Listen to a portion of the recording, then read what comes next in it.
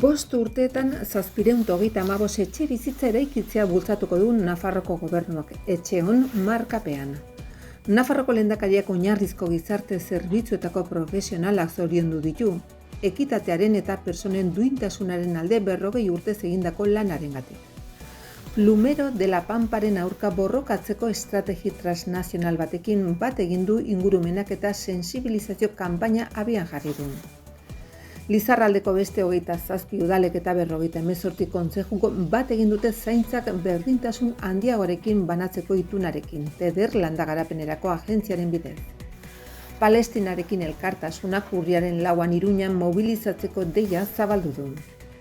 Mikel Zabaltzaren hilketaren 40. urteurrena gogoratzeko autobus batek Euskal Herria zeharkatuko du.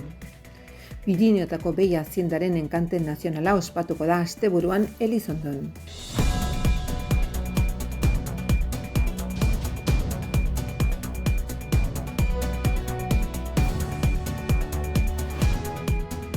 Hirugarren lehendakari ordea eta etxebizitza gazte eta migrazio politiketako kontseilaria den Begoña Alfarok Nasubinsako zuzendari kudeatzailea den Javier Buronekin batera aurkeztu du etxebizitza publikoen sustapen plangintza berria, Etxeon Nafarroan markapean. Etxeon lehenengo fasean guztira 735 etxebizitza berri eraikitzea aurreikusten da. Horietatik 483 alokairuko etxebizitzak izango dira. Sozialak zein eskuragarriak. 128 azalera eskubideko salerosketa erregimenean eta 114 kooperatibentzako erabilerara lagapeneko erregimenean. Esparru horretan etxe bizitza eskuratzeko modalitate berriak sartzen dira bertzea bertze, alokairu eskuragarria, alokairu sozialaren baldintza betetzen ez dituen, baina merkatu librean sartu ezin den biztanleri sektore bati arreta emango diona. Halaber, formula berritzaileak bultzatuko dira, hala nola erabilera lagatzen ari diren kooperatibek, bereziki adinekoentzat, gazteentzat eta belaunaldien arteko esperientzientzat, eta landa eremuko birgaitze programak indartuko dira. Bai eta eraikuntza industrializatua ere, epeak arintzeko eta eraginkortasuna hobetzeko bide gisa.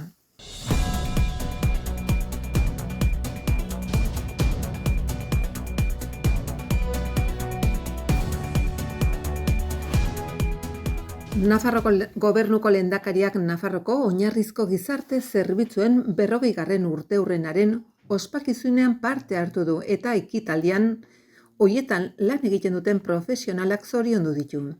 Eskerrik asko 40 urte hauetan ekitatearen alde egindako lanarengatik, hau da, persona bakoitzari dagokiona emateagatik, esan du, bertan zeuden 200 langileren aintzinean. Unitate horiek iaz 63.763 persona hartatu zituzten, duela 10 urte baino 155 gehiago. Oinarrizko gizarte zerbitzuen jatorrian Nafarroan 80ko hamarkadaren hasieran izan zen, eta gizarte zerbitzui buruzko martxoaren 30ko foru legea onartu zenean hasi zen gauzatzen. Lege horrek Nafarroko gobernuak herritarren gizarte ongizatearen garapena ahalik eta gehien sustatzeko emandako gizarte jarduerak arautzeko atariko gisa balio izan zuen. Hala ere aurten 40. urteurrena ospatzen da oinarrizko gizarte zerbitzuen hasierako konfigurazio 1985ean hasitzelako ezartzen.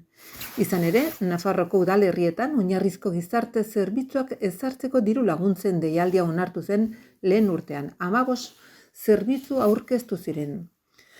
Aurretik sortutako lehen zerbitzua Burlatakoa izan zen 1980an, ondoren Atarrapian 1982an eta Iruñan eta Tuteran 1983an. Azkenik 1987an zerbitzu horiek arautzen zituen lehen dekretua onartu zen. Oinarrizko gizarte zerbitzuen jarduera eremuan Nafarroko gizarte zerbitzuen plan estrategikoan ezarritako gizarte zerbitzuen zonakatzearen arabera zehazten da. Gaur egun Nafarroan 56 oinarrizko gizarte zerbitzu auzo unitate sare badago. Sare hori 44 oinarrizko eremuetan antolatzen da. Gizarte zerbitzuetako 6 arlotan bilduta bakoitzaren hurbiltasun irizpidean ezaugarri soziodemografikoen eta gizarte errealitatearen arabera.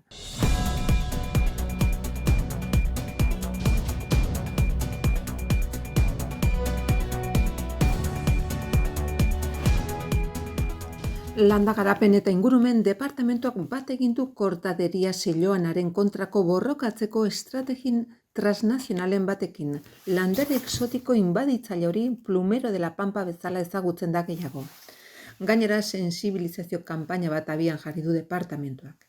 Era horretan, ingurumen zuzendaritza nagusiak aurrera egin du espezie horren edapenaren aurka borrokatzeko eta gure komunitatean espezie hori desagerrarazteak duen garrantziaz kontzientziatzeko konpromiso irmoan. Oraindik ez baitago oso hedatua. Horretarako ingurumen zuzendaritza nagusia bi bideetan ari da lanean. Alde batetik, kortaderia desagerrarazteko plan bat egiten ari dira Nafarroan, espeziaren kokalekuak eguneratuz eta aleak errotik kentzeko estrategi bat ezarriz. Eta bertzetik Nafarroak arko Atlantikoan kortaderia seiloanaren aurka borrokatzeko estrategi transnazionalarekin bat egiteko dokumentua sinatu duen. Hala eman du jakitera Jose Maria Ayerdi kontseilariak, baztanen landare hau errotik ateratzeko egin den egitaldi simboliko batean.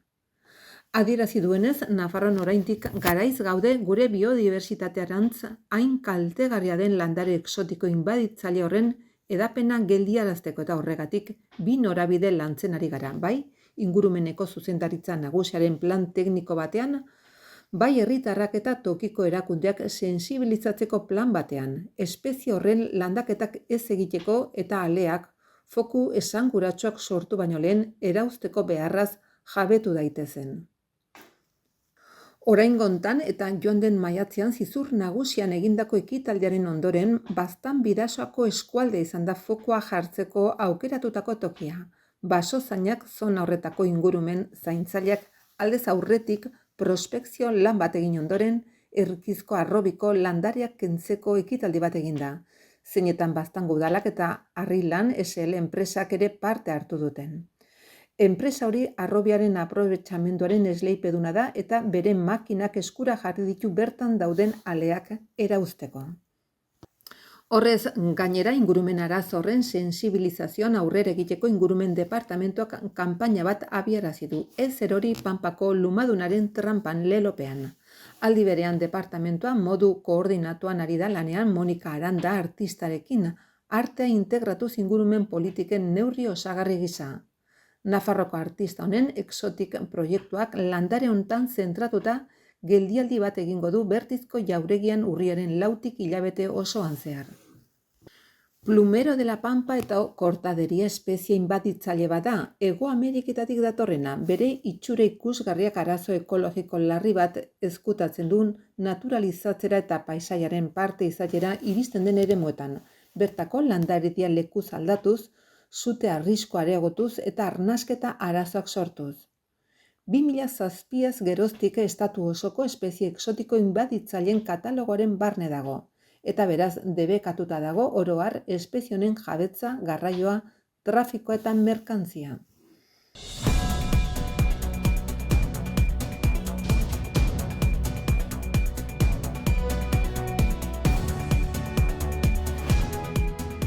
Lizarraldeko bertze 27 udalek eta 58 kontzejuk bat egin dute Lizarraldea landa garapena agentziaren bitartez zaintzak berdintasun handiagorekin banatzearen aldeko itunarekin. Nafarroko gobernuak bultzatuta, Nafarroko Berdintasunerako Institutuaren bidez. Programaren helburua da zaintzak personen, komunitatearen, administrazio publikoen, sektore pribatuaren eta gizarte zibilaren artean modu ekitatiboan banatzea. Era berean gizonak zaintzan, etxeko lanetan eta lanaren banaketa orekatu eta justuan konprometitzea eta inplikatzea lortu nahi du, zonaldeko errealitate anitza kontuan hartuta. Akordioaren arabera atxikitako toki erakundeak arduratzen dira itun bakoitza bultzatzeaz eta gidatzeaz. Gai horri dagokionez beren lurraldean dauden beharrak identifikatuz eta urteko lan programa baten bidez abian jarri beharreko neurriak adostuz. Programak esku hartzeko 5 ardatz jasotzen ditu. Zainketen arloko sensibilizazioa, arloko prestakuntza eta gaikuntza, administrazioko eta gizarte erakunde publiko eta pribatuetako langileen artean zaintzak banatzeko barne neurriak, administrazioak eta erakunde publiko eta pribatuek bultzatutako politika publikoak edo zainketei buruzko ekintzak herritarentzat, eta zaintzak banatzeko neurriak eta ekintzak, gizarte erakundek tokiko itunerako proposatu eta bultzatutakoak.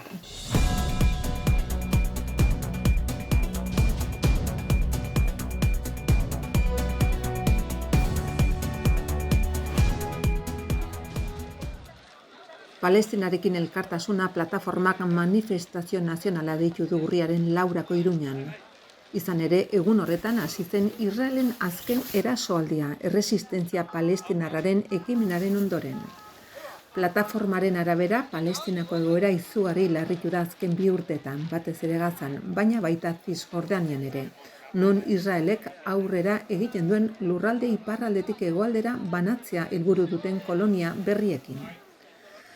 Plataformak zalantzan jarri ditu mendebaldeko agintariek 2 estatuen irtenbide deiturikoaren alde egin berri dituzten adierazpenak. Bere iritziz, proposamen bidera ezina da Israelen proiektu koloniala legitimizatzen du eta mendebaldeko herrialdeak genozidioaren aurrean duten erantzunkizunetik bereiz nahi ditu. Ildo horretan azpimarratu dute ez dagoela kolonismoarekin batera existitzerik, eta Palestina erabat deskolonizatzea eskatu dute. Bere aldarrikapen nagusien artean Palestinarekin elkartasunak erresistentzi palestinarraren defensa azpimarratu du, ezin direla diskurso kriminalizatzaileak onartu esanez. Eta Palestinak defensarako eskubidea du, erresistentziarik gabe herri palestinarra desagertu egingo litzateke adierazi dute. Israelen konplizeak diren gobernu, alderdi eta enpresak seinalazatzea. Estatu israeldarrak bere sorreratik Ameriketako Estatu Batuetako eta Europako elite politiko eta enpresarialen babesa izan duela gogoratu dute. Ildo horretan, nazioarteko komunitateari egindako eskaera indargabeak, Espainiako eta Frantziako gobernuaren keinu hutsak edo mendebaldeko liderren adierazpen hipokritak errefusatu dituzte. Plataformak azpimarratu duenez genozidioaren amaiera, mobilizazioaren boikotaren eta sionismoaren konplizitate guztien aurkako ekintza zuzenaren bidez lortuko da. Urriaren 4an, Iruneko kaleak betetzeko deia egin du plataformak. Israelgo erakunde sionistaren desegitea aldarrikatzeko eta konplizen aurkako borroka areagotzeko.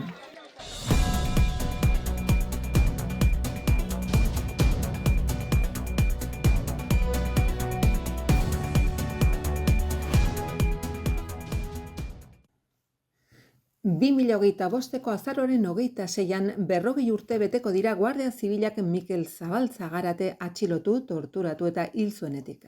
Data seinalatu hau probestuz Altzako, Aezkoako eta Bortziritako herri ekimenak, D-Buseko langileak, torturatuen sareak eta Egiari Zor Fundazioak elkarlanean dinamika bat garatuko dute.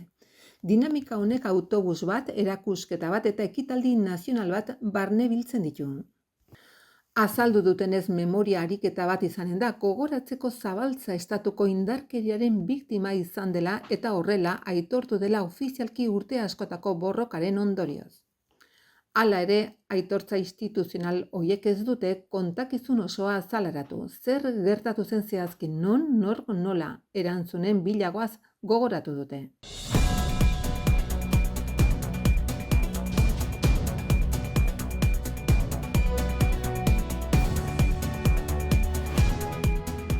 Baztango udalak Aspinako Naspirekin batera Pirinioetako behi hautatuen enkante nazionalaren 36. edizio antolatu du irailaren 27an eta 28an. Aintzineko ediziotan bezala lehiaketa Elizondon egingo da eta bertan bilduko dira Nafarroatik, Bizkaitik eta Gipuzkoatik etorritako abeltzainak. Elizondoko azokako plaza ehunka lagunen bilgune izango da eta Aspinako Naspik galtzorian egon zen arraza honen biziraupena ziurtatzeko egindako lanaren lekuko izango da. 2 egun horietako egitarauari dagokionez, larunbata irailako 27an goizeko 9 ordubitara Hazienda kalifikatzeko txandak egingo dira. 10 ordubitara, Baztango artisautza eta nekazaritzako elikagaien azoka. Arratsaldez 5:08 aberen erakustaldia eta kalifikazio komentatua egingo da. Igandean, 9:12 Hazienda erakustaldia izango da. 10:00 ordubitara artisautza eta nekazaritza elikagaien azoka. 11:30 aintzinera, Nafarroko txal 100%ean bertakoa dastatu ahal izango da. Aberen enkantea 12:30 hasiko da eta ordu batetan sari eta trofeoen banaketa izango da.